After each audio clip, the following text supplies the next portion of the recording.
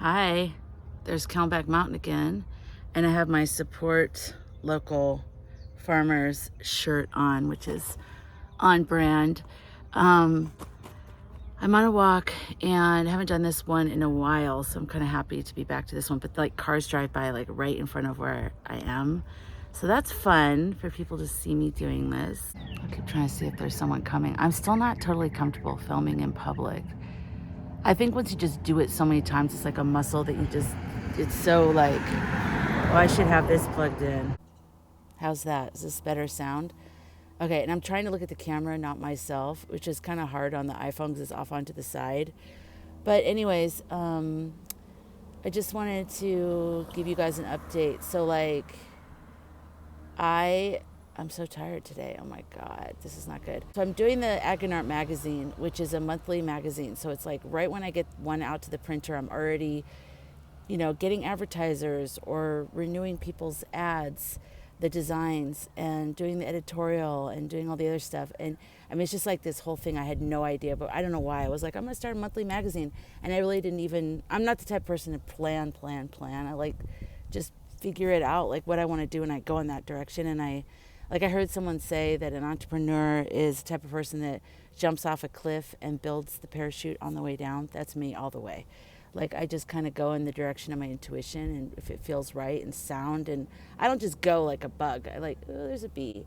I think about it. I think about like, is this viable? Does this make sense? Can I, I think of the basics, but what I'm saying is that there's no way for me to know what is involved with it until you do it. And then you're like, what made me think I could do this? So that's been crazy. And then now I'm building up for the film festival because we're having the 5th year of the Ag and Art Film Festival in September in Vacaville. Still open for submissions. Actually, today's May 10th, so it's the last day of regular submissions. So that just means that the price goes up because by now I'm already starting to formulate which films are going to be in the festival, but it's open until July 25th. So, there's always room for more. But it's like by now I already kind of have to have an idea, definitely by the beginning of June, because I start promoting for the festival during all my summer stuff, during all my summer events. And I might be doing a summer movie nights again. This would be the 3rd year at a winery. So I'll let you know about that. I'm bummed that the Suns lost last night. Like that was a horrible loss, but I know they'll come back here to Phoenix and they're gonna do really well on Thursday. But then in order to win the final game, because it'll be tied 3-3, they have to win in Denver, and I just don't know if they can. I mean, the altitude just seems like Denver has an advantage over everybody. Plus they have really great players, but so do we, so whatever. I'm working on a client video that started before COVID, and finally they're like, okay, we're ready to complete it, but I was in the middle of doing something else with other client work because it'd been years, so they had to wait until I got to the point. Now I'm at the point where I'm finalizing this video. It's about a farmer family. I'll tell you more about it another time, but it's a huge project, so I'm kind of absorbed into that world.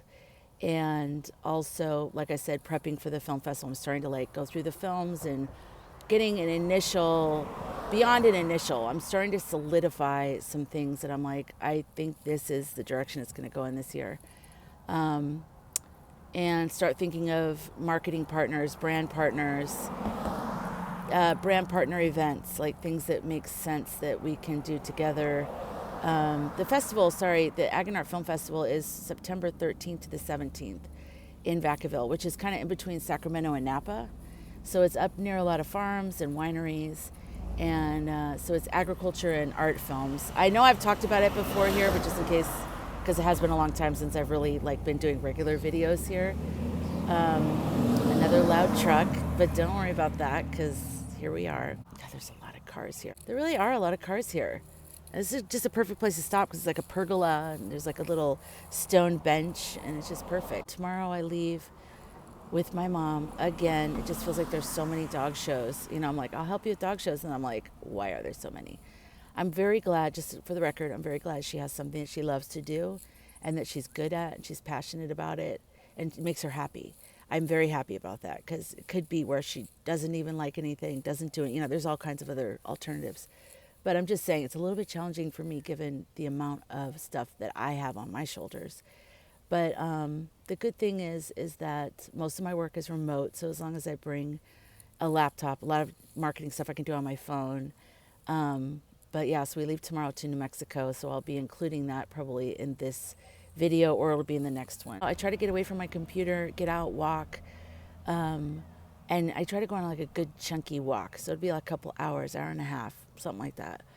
And plus this area is really beautiful over by where my mom lives. It's really pretty. And so it's, it's nice. It breaks open things. And sometimes I listen to podcasts. Usually I listen to podcasts like Think Media podcast. I love them. I'll include some of my favorite like business and marketing podcasts that I listen to right now in the show notes if you're interested. Not show notes. I'm calling videos show notes now. In the description, I'll include some links. And then also, I love like Unsolved Mysteries and stuff like that. If you have any true crime podcasts, kind of like 2020 Dateline, something like that, but like I love Investigation Discovery. I love that channel. I binge on that. But there's certain shows on there I can't stand. And there's certain shows I love. Like my favorite on Investigation Discovery is See No Evil.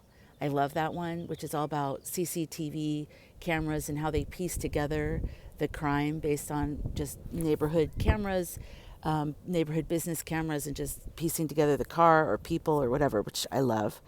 And then the other one is Web of Lies, which they kind of did a restructuring, a redoing of it or something. I don't know if they have a new person editing it. I'm not as wild about the new one because it's a little too slick and dragged out for me. I liked the other one. I liked the way it was just kind of, I liked the pacing of the original one. But I also love Unsolved Mysteries. And I was listening to the podcast and I was really getting into that because I was listening to that like almost every day. And the other, like, I don't know, it was about a week or two ago, I'm listening to this one. I'm thinking, wow, it's a really good one. And they go, thank you for listening. This is our last episode. And I'm like, Unsolved Mysteries? Like, Unsolved Mysteries is very well known. Why would that be the last one? Like, why couldn't you get an investor or sell what you've started to another person who will continue it? Like, I don't know. I just was so bummed because I'm like, that's my favorite. So if you have a good true crime one, will you let me know in the comments? Because I love to do the business and marketing podcasts like on my way out, to sort of give myself ideas. But then I get kind of saturated, and then I want to just I want my mind to go somewhere else. I don't want to think about anything to do with business before I get home. And so I put in a true crime podcast. So let me know if you have one. And I usually don't like the ones that everybody recommends. The ones that the masses go, yes. I'm always like, I tried that one and I didn't like it. So I don't know. I'll look at your recommendations though, because they're probably really good. You guys probably don't like everybody else. So I was like painting myself in a corner. I had to take a Benadryl last night, and I don't like that because it makes me very groggy the next day. But I had really bad allergies. My eye was just like pouring down water, both of them itchy. Blah. So I'm going to continue the walk, and I'll probably have more video from the dog show in New Mexico.